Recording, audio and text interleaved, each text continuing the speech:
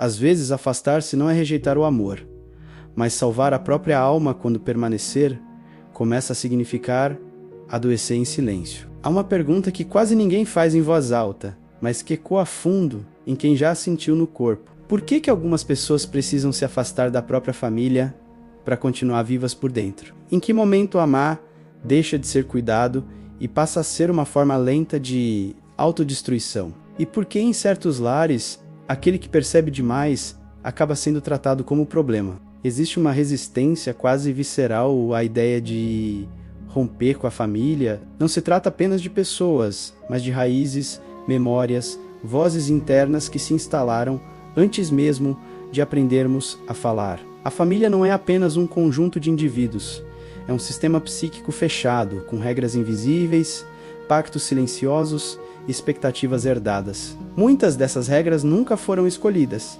apenas absorvidas. Talvez ninguém tenha dito isso claramente, mas você sentiu. No corpo, na tensão constante, nos ombros rígidos, na respiração curta, na sensação de estar sempre devendo algo invisível, né?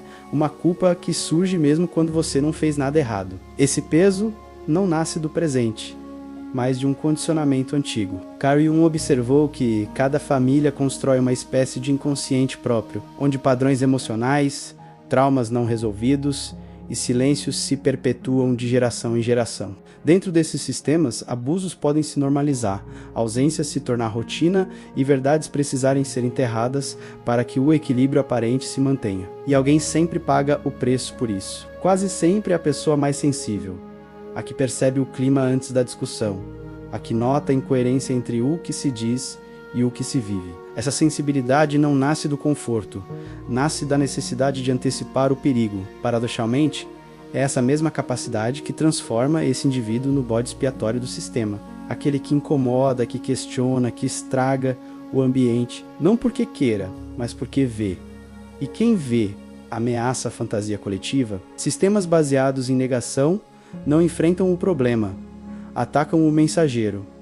A lucidez passa a ser chamada de drama, o limite vira egoísmo, o diálogo vira desrespeito. Talvez você tenha aprendido cedo que amar significava aguentar, que pertencer significava calar, que ser leal era trair a si mesmo. Não foi de uma vez, mas em pequenas concessões diárias, pequenas mortes emocionais quase invisíveis. Esse processo não tem nada a ver com ódio ou vingança trotecei de sanidade. Do ponto exato em que permanecer, deixa de ser virtude e passa a ser autonegação. Yin chamou esse movimento de individuação, o momento em que a psique exige separação para não enlouquecer. E essa separação dói mais quando é simbólica, porque rompe com a fantasia de que um dia tudo vai melhorar. O choque acontece quando você percebe que sua família não ama quem você é, mas quem você deveria ser para que o sistema continue funcionando. A culpa que surge daí não é moral, é condicionada. Antes de qualquer lembrança,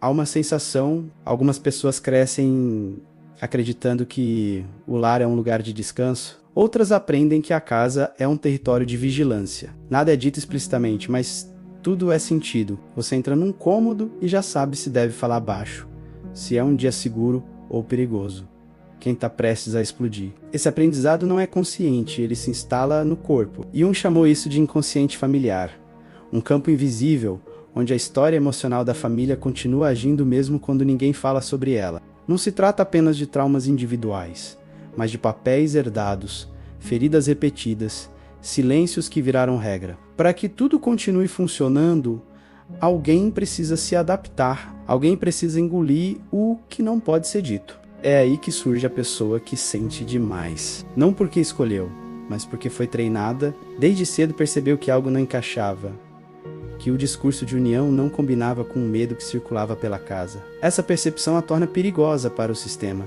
porque ameaça a ilusão de normalidade. Então a narrativa se constrói. Se essa pessoa não existisse, tudo estaria bem. Talvez você tenha tentado salvar, explicar, traduzir emoções com extremo cuidado. Talvez tenha acreditado que, sendo mais calmo, mais paciente, mais compreensivo, finalmente seria ouvido. Mas há famílias que não querem compreensão, querem obediência emocional, e chega um ponto em que algo se esgota. Não é um grito, é um silêncio interno. A clareza de que você está se adaptando constantemente enquanto nada muda, esse é o início da ruptura real, ainda interna. Um afastamento psicológico. Jung dizia que não há individuação sem separação. E muitas vezes essa separação começa em silêncio. No instante em que você para de negociar sua própria lucidez, a casa continua igual, os papéis seguem sendo representados, mas algo em você já não está ali. O conflito mais profundo não acontece fora, acontece dentro. Uma voz diz: eles são sua família. A outra pergunta: e você? Até onde a lealdade é amor? E a partir de quando se torna autotraição? Durante muito tempo, lealdade significou ficar, suportar, relevar, mas pouco a pouco você percebe algo incômodo. Essa lealdade nunca foi mútua. Sempre exigiu silêncio, gratidão e continuidade apenas de um lado. A culpa aparece quando você começa a se diferenciar. Não por ferir alguém, mas por deixar de repetir o roteiro emocional herdado. Ela sussurra que você está exagerando, que poderia tentar mais uma vez, mas há algo que a culpa não explica. Por quê? Cada vez que você se escolhe, algo dentro de você melhora. Esse conflito não se resolve com argumentos, mas no corpo, na diferença entre a tensão que volta após cada encontro e a estranha paz que surge com a distância. Individuar-se aqui não significa cortar imediatamente, mas algo mais radical. Deixar de pedir permissão interna para existir. Reconhecer que um amor que exige autoabandono não é virtude, é condicionamento. Avançar implica aceitar uma perda simbólica profunda. A perda da fantasia de pertencimento incondicional. Talvez você nunca seja visto por quem mais precisava que visse. E isso dói mais do que qualquer acusação. Mas Jung sabia que não há como salvar a alma mantendo-a presa a uma lealdade que a destrói. A decisão final não chega como um trovão, mas como um silêncio limpo. Uma lucidez calma que assusta. Você percebe que nada do que diga mudará a estrutura. Não por falta de tentativa, mas porque o sistema não foi feito para mudar. Permanecer exigiria uma amputação diária de si mesmo. O corpo já sabia disso há muito tempo, através da ansiedade, do cansaço, da sensação de se perder um pouco mais a cada retorno. Quando você finalmente confia nesses sinais, entende que não está abandonando ninguém, está interrompendo um processo de autoaniquilação. Por fora pode parecer frieza, por dentro é sobrevivência. O amor oferecido sempre teve um preço alto demais, e você decide não pagá-lo com sua saúde mental. Depois vem o alívio quase culpado. O ar parece mais leve, o ruído de fundo diminui. O corpo, que viveu em alerta por anos, experimenta algo próximo do descanso. A culpa retorna como eco do inconsciente familiar, tentando puxá-lo de volta, mas junto dela vem o luto. Um luto estranho, por aquilo que nunca existiu. A família que foi promessa, não realidade. Esse luto não tem ritual nem validação social. As pessoas estão vivas, mas o vínculo esperado não. E ainda assim, algo nasce nesse vazio. Sem adaptação constante, você começa a ouvir sua própria voz.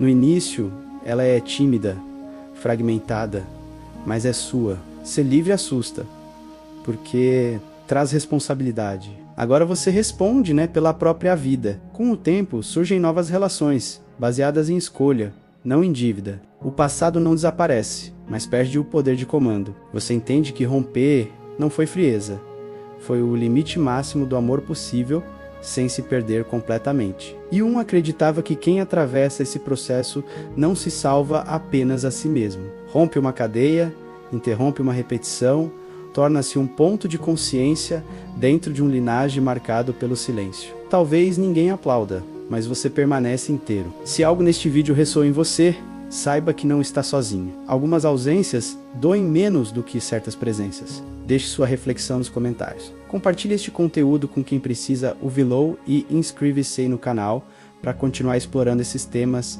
entre lucidez, sombra e transformação. Às vezes romper não é o fim, é o início de uma vida que finalmente cabe dentro de você.